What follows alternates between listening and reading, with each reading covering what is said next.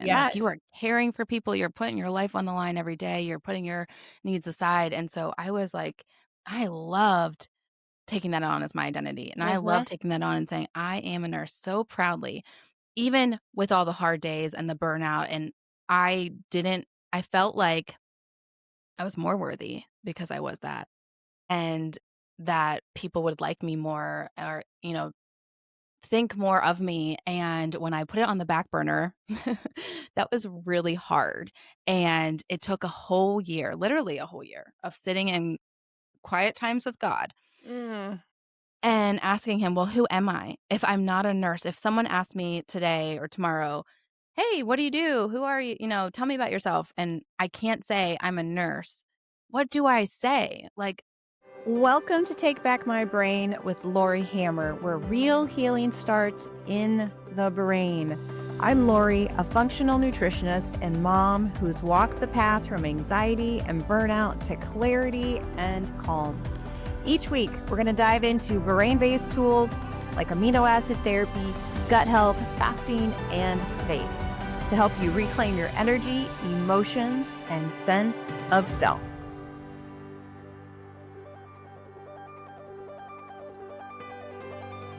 Hey everyone, welcome back to Take Back My Brain. I'm your host, Laurie Hammer, and today I have with me a very amazing woman. She is a wife, a mama, she's a daughter of the king. She's been an RN for 19 years, and now she is a holistic wellness coach, and she helps nurses and other people, a lot of people out there, because she has an amazing podcast, deal with identity and stress. So, Shan Wright, welcome to the podcast. thanks so much for having me. I'm super excited. I love it. So you and I were just talking off camera, like nursing and helping, changing your podcast title to holistic nurse. So probably when this comes Yeah. out, you'll probably have already changed your title. So all of you out there, listen to holistic nurse. I don't think you need to be a nurse to listen to it. So No. make sure you jump on over there. But you spent 19 years as a nurse and you burnt out. And I would love to hear your story because so many people in the healthcare profession, even holistic practitioners who are not in the, mainstream medical system, we burn out. I've done it. Mhm. I'm always having to kind of regroup myself. A couple times a year, I kind of have to check in with myself. I'm Mhm. like, things are just feeling a bit too much. I'm kind of tired, exhausted. I need my own amino acids again. Mhm. And, there's just that tendency to be driven to that burnout. I think a lot of it has to do with society and whatever, but I would love to hear your story and I want to dive into how do we keep recognizing it so we prevent it? And, why do we get there in the first place? So, Yeah, yeah, I would love to share. So, what's interesting about my story is I was a nurse, active nurse in healthcare in the hospital for 10 years, and I didn't even know I was in burnout until what was that? Mm, about 3 years later, after I had put yeah. nursing on the back burner. And then I realized I was in burnout the whole time and still was, and I came to my breaking moment. And that's why when I started my whole business and my private practice and coaching and my podcast, I was just like, I just got to talk to that burnout mom, that stressed out mom. Mm. And I didn't know I could help the nurse because I was not still in the healthcare field. Ah. Mhm. But I had some other wiser than me coaches say, why don't you niche down to the burnout nurse? Because that's your story. And Yeah. I'm like, that is my story, but my healing came after. And they said, does it matter? Could you help that nurse with that same healing method and the way that it happened for you and the way that, just give them hope for where they are? And I'm like, absolutely. So that is why I'm changing my podcast name from Holistic Moms to Holistic Nurse, because I do have that super soft spot for that nurse who Yeah. is trying to care for everyone. She's doing the right things. A lot of us are high achievers, perfectionists. We want to be right. Obviously, if we're wrong, it's life and death sometimes. Mhm. So we're always trying to be right. And that's a good thing, except when it burns you out because you can't be right and perfect at every single thing in life. Right. Yeah. So I do have a soft spot for her, and I wanna help her, and I wanna let her know you can still be active in nursing no matter what that looks like. There's a million different nursing jobs out there. They look so different. You can still be an active nurse and not live in burnout. Like, it doesn't have to go hand in hand. And I Right. think a lot of people actually have gotten pushback where people have said, well, it's just a stressful career. It's a stressful position. It is what it is. Healthcare is just stressful. Okay, that is true, but you don't have to live there. You actually can choose to say, I am living I'm working in a stressful environment, but I don't have to choose that for myself, my nervous system, my brain, my mentality, my spirit doesn't have to stay there. Right. So, my story, I I grew up as a perfectionist and just the high achiever, always trying to not ruffle feathers, a kinda chaotic Mhm. childhood, and I just wanted to fly under the radar and get the straight A's without having my parents have to worry about it and Yep. not make them mad and not disappoint. Well, I didn't know that was turning me into a massive people pleaser. And, I actually until I got to college and got my first C and just realized what that made me feel like, did I realize that I had some anxiety. Not it just sounds like me, Shan. I'm like, Yeah. I was pretty much a straight A student, get to college, I'm like, "Oh, this is really hard." Yeah, I know. yeah. I know. I'm happy to say I just had this conversation with one of my kids the other day. I'm happy to say I'm not raising kids that were just like me though. Right. Like they're like, "Wait, you never got a C?" And I was like, "No, it's okay when you do. It's totally fine." Yeah, don't worry about that. Yeah. And so I actually was nervous that I was not gonna pass nursing school. Mhm. It was pretty hard, and I blamed it all on my test anxiety. And so I went to my advisor and I said, it was senior year, and I was like, "I've gotta pass, right? Like, this is ridiculous." And, they didn't let you pass if you had C like, Right, you had to, yeah. you had to ace it. You're going into nursing. So, I she was like, "Well, how about you go see the school counselor?" So I went to the counselor and I'm like, I have some test anxiety and I just have to pass the exams and my finals and I need help. And she's like, okay, well, let's talk about your growing up and let's talk about like, and I was like, no, it's test anxiety. Uh-huh. It's very particular. I just don't test well because I get so anxious. And she's like, okay, let's. And she like planted those seeds. Of course, I was a stubborn, 21-year-old. I was like, I don't have anxiety. But she planted those seeds. And then God just started working on my heart and like opening my eyes to like this perfectionism that was covering up the anxiety because I thought being perfectionist was a good thing. Right. And I even, like, was called that from family and my mom, and I was just like, "Yeah, that's good. I loved being a perfectionist." And then I saw that underneath of it was the anxiety, and I I just over time, it was like a long journey, started seeing it. So that was my first experience, and then I go into the nursing world, shortly after that, and realized that this anxiety followed me. It wasn't just Mhm. test anxiety. Literally, you're on a test every day of your Every adult day. life, Right? especially when you're in a hospital and they're like, you Yeah. have to give out medications and do calculations. You're like, this is a test, a real test every day. And so I was always anxious when I was working and I didn't know how to deal with it. So, like, afterwards, and I afterwards, I would just, not debrief properly. I was with cancer patients, so there was a lot of death we're dealing with all Mm, the time, and I did not know how to handle all those emotions. It right. was, you're 21 and you were 22 and you're just like, I don't know how to do this. I don't know how to adult this way. And so I had all these bad coping mechanisms I came up with and just try to go about life. Anyway, and I was in burnout right away. And I would go to older senior nurses and ask them, "Okay, so, does this feeling go away? Like, does it get easier?" Like, I didn't really even know how to verbalize it. And they're like, "Oh, no." It doesn't. No, this is it. That's all we You have. get used they're like, you try to get used to it and you adjust, but this is how it is. And so I had no hope and I was like, okay, this is what it is. This is what all the older nurses are saying. Then this is how I'm supposed to feel as a nurse. Okay. So anyways, I never felt really soul aligned to Mm, the healthcare profession of nursing. And so then I was like, well, let me travel. I'm going to go do travel nursing. Let me mix it up a little bit, go have some fun. I knew I needed fun in my life. And so that sounded really fun. So I did travel nursing, and that led me to San Francisco, where I met my husband and stayed there and had an amazing job, actually, as a nurse there. But the anxiety never left me. And like I said, I put it on the back burner after our second child and became a stay at home mom. And it was then that I was faced with this postpartum anxiety. Again, mm, very specific.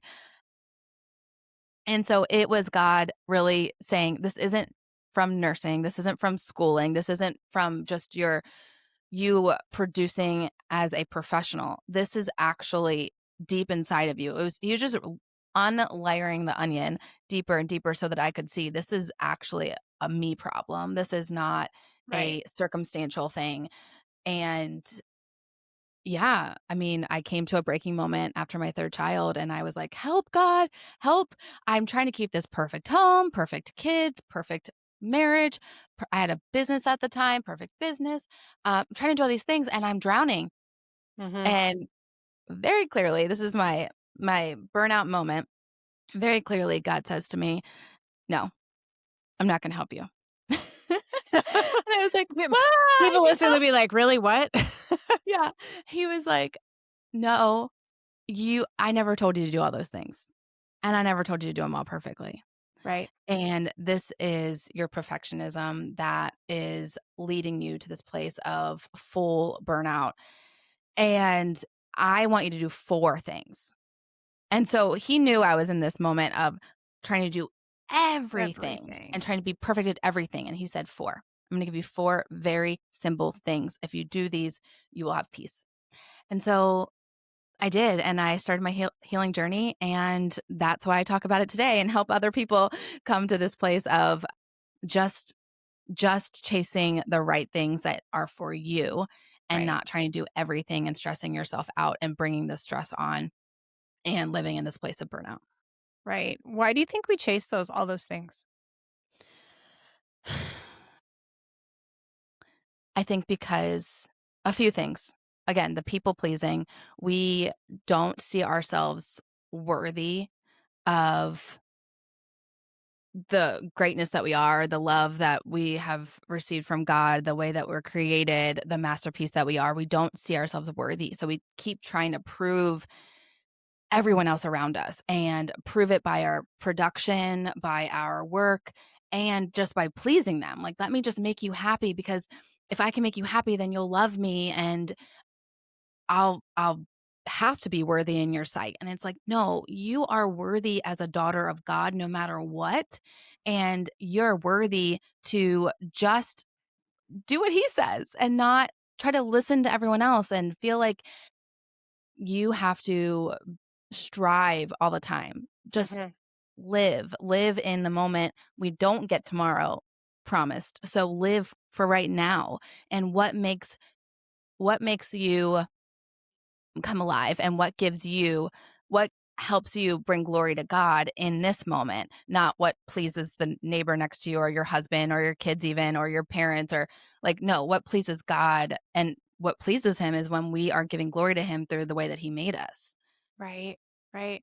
I think it's really hard to unwind all of that because we get so caught up in, the people pleasing, and it's hard to make that discernment between how do I honor, love, respect my husband? How do I honor, love, respect my parents? How do I, take care of, love my children and not fall into that trap, Yeah. not fall into that striving and finding my identity in doing all of those things.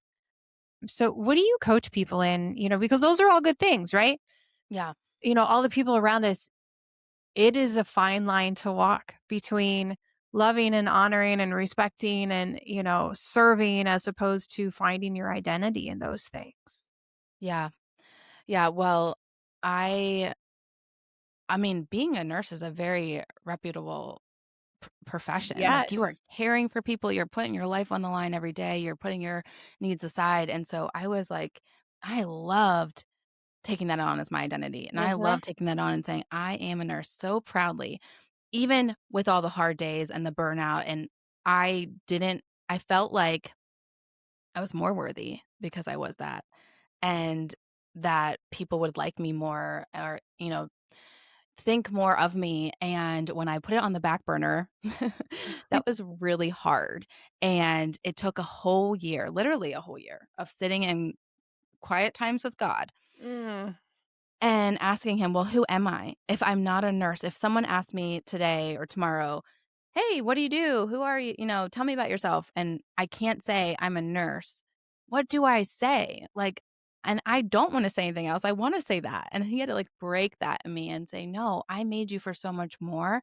And if I made you, if you are defined as a nurse, then that means that couldn't be taken away, but it can be taken away. You could have not even passed boards. You could have whenever you don't have a job doesn't mean in the profession doesn't mean that's your identity's taken, right? So I feel like we put on these identities as roles and or our roles as identity and that's flipped.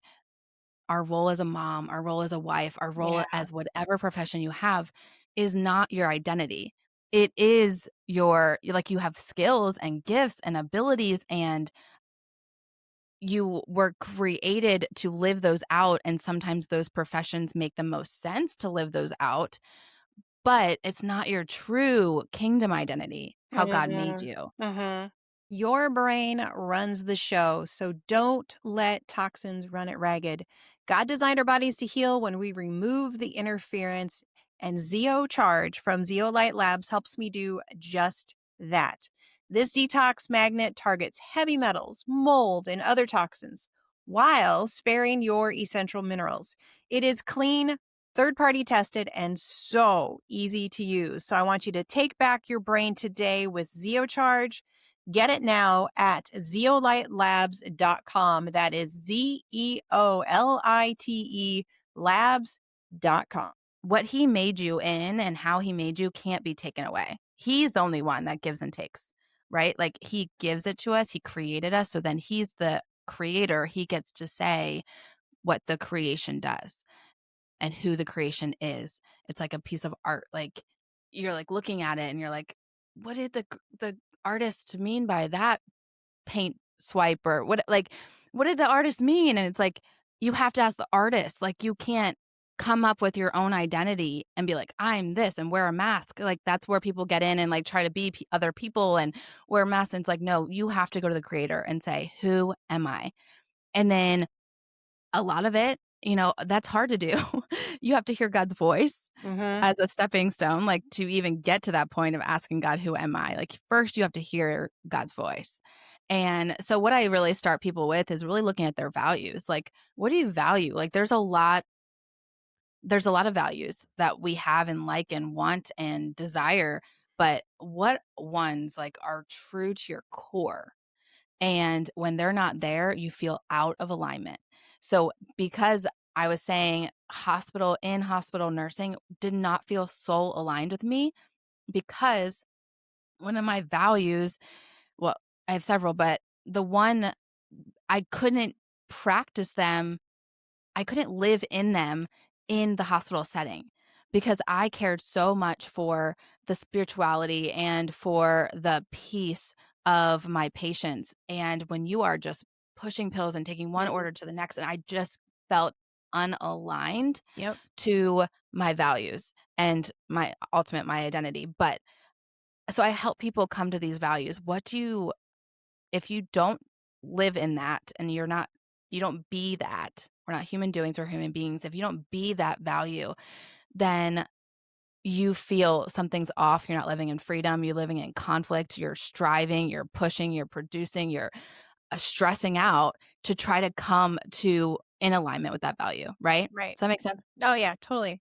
Totally. Yeah. So how do we even get to the point where you can assess that? Do you know what I mean? Like, Yeah.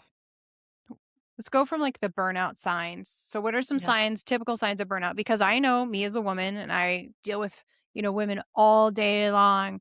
We ignore those things or we say, "Oh, that's really common. That's what everybody has. I just have to push through it." How can you get real and raw and say, "No, this is a sign of burnout?" Yeah. There's a lot of signs of burnout, and I feel like if you experience even just a couple of them, then you're headed that way. So what I love is the Yerkes-Dodson law. And this is a stress curve. And so at the bottom of the stress curve, you are not really doing much of life. You're laying there, maybe breathing. You have no stress in your body. Like stress is a good thing, right? Our body Right. reacts, it's a physiological response to life. And so when you go up the curve, you are like your organ systems are firing, everything's working properly, it's doing what it should do. And you actually get to the top of this curve, this mountain, and it's optimal stress. This is your biggest win. This is you crossing the finish line. This is, you know, you are on a mental high of life. You just did the big thing, the big project, and you are so you had the stressor in all the good ways, and your nervous system is handling it at the proper threshold that you can handle. Right after that optimal level is fatigue. And Mm, if we don't let our body come to a place of equilibrium and like switch over into our parasympathetic nervous system and go right. back and forth and don't rest, then we enter fatigue. Well, Mhm. we all know the downslope is a lot faster than the upslope. So like Yes, to for climb the sure. mountain, climb the mountain is harder and takes longer, but to go down, you just slide on down. So Mhm. right after fatigue is exhaustion, then anxiety and anger, and you get to burnout before you know it. And so if we do not build in these rhythms of rest and restoration with letting our body get into our parasympathetic nervous system and turn off our fight or flight and come to a place of yeah, literally restoring our cells back to Right? their proper function, then we are going to be in burnout before we know it. And so the Yeah. fatigue sign, just the decision fatigue, the mental fatigue, compassion fatigue is a big one for healthcare professionals. When you feel that fatigue, and the fatigue means like rest doesn't take like a sleep, a night's sleep doesn't take care of it, Right. right? Right. Even sometimes a vacation doesn't take care of it. And you come Sometimes it back and makes you it still worse. yes, Yeah. yes. And sometimes you come back and you're like, I still feel tired. Well, that means it's fatigue. It's not you're Mhm. tired or, you need a nap. Yeah. And then this exhaustion that we feel, there's so many different types of exhaustion. There's emotional exhaustion. Just when we literally feel that we cannot rest. Um our our when we can't regulate our emotions, that's emotional exhaustion. Like our emotions don't know how to respond properly or appropriately to certain things. Like we snap at our kids because they threw their socks on the floor. It's like, which I've done this. Okay. So Me I know too. It's okay. It's okay. socks are my nemesis. I hate socks. Mhm. But when I react to them in a yelling manner or like scold my child for it over and over, that's inappropriate. That's not the right emotional response to that stressor. Right. We know, okay, this is a sign. I need some sleep. So we have to be aware of our emotions. We have to be aware of our thoughts and what's driving those emotions and our actions. And when we can tap in, I think that's one of the big problems is we're just not reflective and aware of what's going on inside of our body. And so we're like, oh, I have this other ailment and I don't feel good again. And I have another headache and I can't sleep at night. And we don't say, oh, this is probably a sign of stress and burnout. And Right. I need to have a free not free. I need to have a full makeover of my holistic body because I am in burnout. And yeah, so there's so many signs, but those are a few. Yeah. Those are good ones because they're like all around us. If all of us stop and think, we'll be like, "Oh yeah, I felt that way 6 months ago, or maybe I feel this way now." Yeah. Sleep is so huge. Just that overwhelming fatigue. I love how you mentioned decision fatigue. Mhm. 'Cause there are times where I'm just like, I can't make one more decision. I Yeah. just can't because I don't want to. I want somebody else to just fix it and deal with it. I don't wanna pick up another thing in the house, like all of those little things. When you're Mhm. feeling that way, that is definitely a huge sign of you're on your way to burnout or you already are in that burnout Yeah. mode. Yeah. Yeah, decision fatigue is so big, and I actually just did an episode on this because I had clients coming to me, a lot of their complaint was clutter. They're like, "I just need to organize my home and my things, and then I feel like I'd have more peace." Mhm. Like, their complaint is overwhelm, and then they relate it to the clutter, and I'm like, "This is all backwards. What's going on is you have decision fatigue, and all these cl all the clutter, every single item is an unmade decision." Right. I mean, I'm looking at my room right now, and I have it in this You room. have This some is like unmade the decisions, is that what you're I saying? have some unmade decisions, and if Me I too. don't if I don't handle it, it will get to an overwhelm, and I said this too, everyone has their own threshold for that. Mhm. So some people, they can only handle a few decisions and, like, bigger decisions, and then they are completely overwhelmed, and they can't focus on anything else. They can't think about anything else. Like, those people in your life where you're like, "That it's not a hard decision, just do this or that." Um, Right. but some people, like our kids, like my daughters, their biggest decision is what I'm gonna wear today, and it Right. stresses them out. Mhm. But for me, I'm like, "Just put the clothes on that are most comfortable and go." Right. Like, it's Yeah. not a hard decision. Mhm. But and then as I mean, again, like, when we're adults and professionals, we have big decisions that have lots of consequences, and that weighs on us. Yeah. What I love this quote, and I don't know who said it, but I claim it. No, I don't.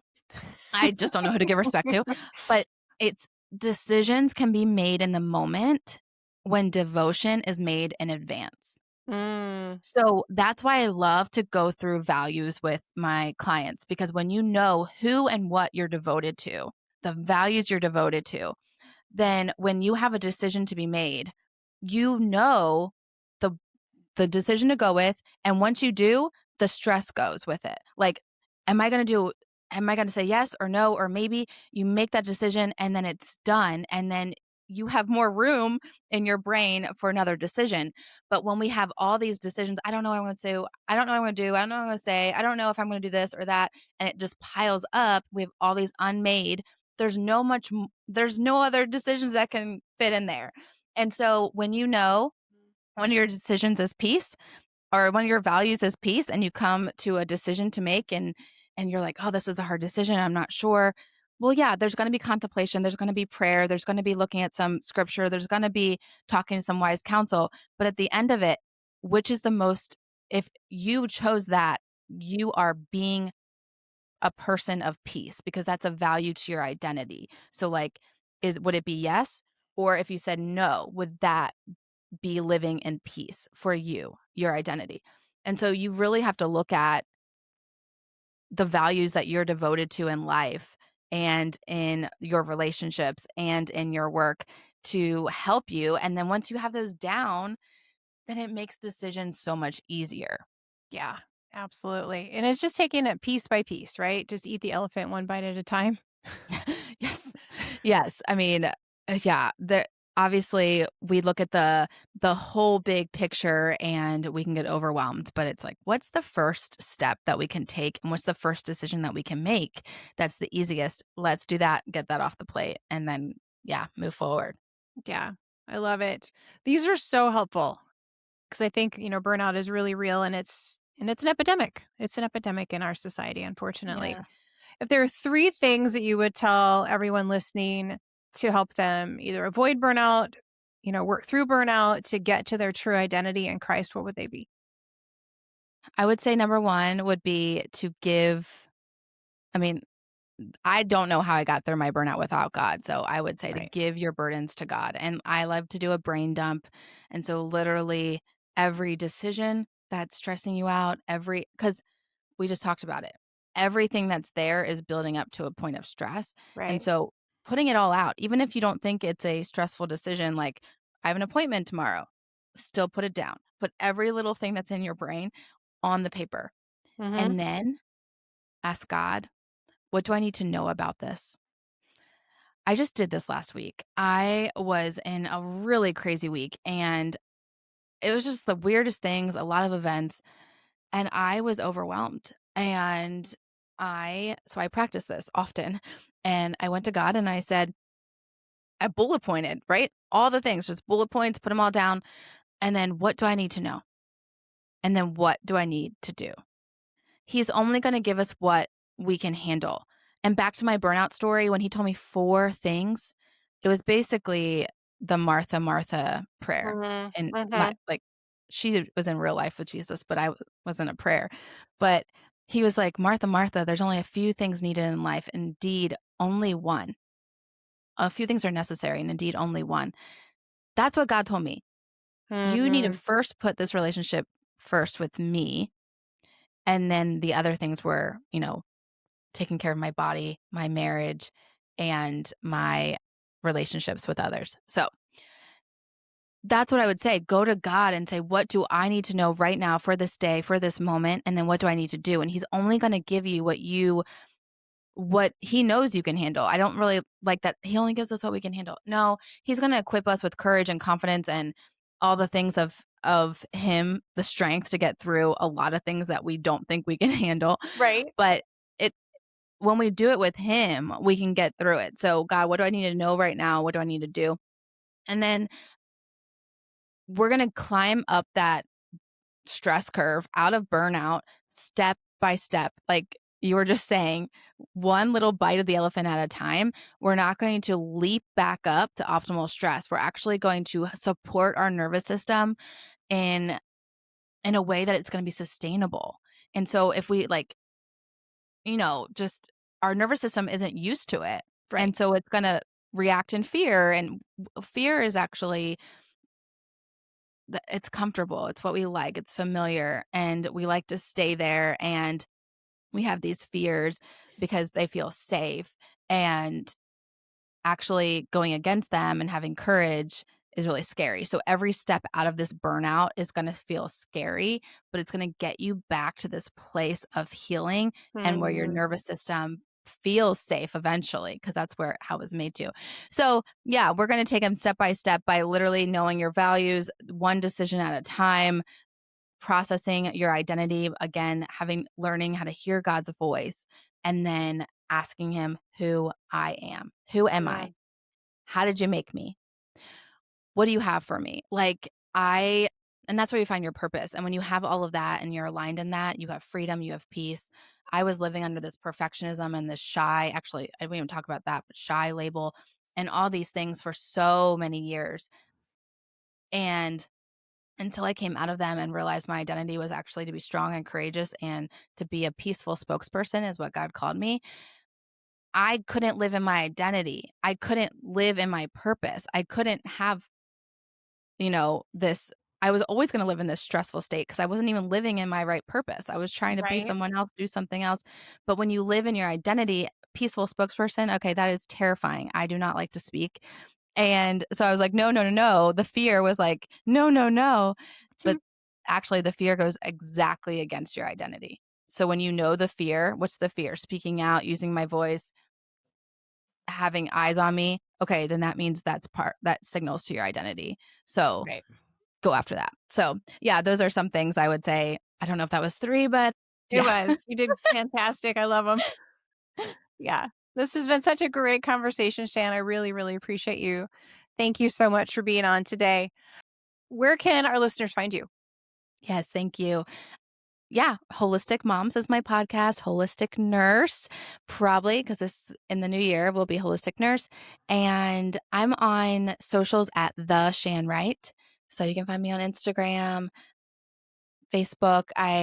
Yeah, love to actually talking about stress and all these things, and you had mentioned before, like not even really knowing that we're in this place of burnout. And so I actually provide a complimentary stress assessment because I think that's so true. Again, I Mhm. didn't know for years and years that I was in burnout when I was in nursing. I did not even know. And so I do a complimentary stress assessment where we really look at your stressors of life, and it even points to some physiological symptoms and things that can come up pretty soon if you don't get it Mhm. taken care of, you don't come out of burnout. And so yeah, that's complimentary. Would love to do that with any listener who is just wanting to get their stress under control and find the next steps that are going to lead them to healing. I love it. Awesome. Well, everybody, make sure you like, subscribe, and share this episode because I know you know somebody. If it's not you, it's got to be somebody else that you know that has stress and who needs to hear this information. So, thank you all for listening. Thank you, Shan, for being with me. And God bless each and every one of you. We'll see you in the next episode. Thanks for listening to Take Back My Brain. If today's episode helped you connect with hope or direction, I want you to follow the show, leave us a review, and share it with someone who needs it. And if you're ready to start your own healing journey, explore our courses and our coaching programs at lauriehammer.com/store. So until next time, remember, you cannot medicate away a nutrient deficiency, and healing your brain isn't just possible, it's powerful.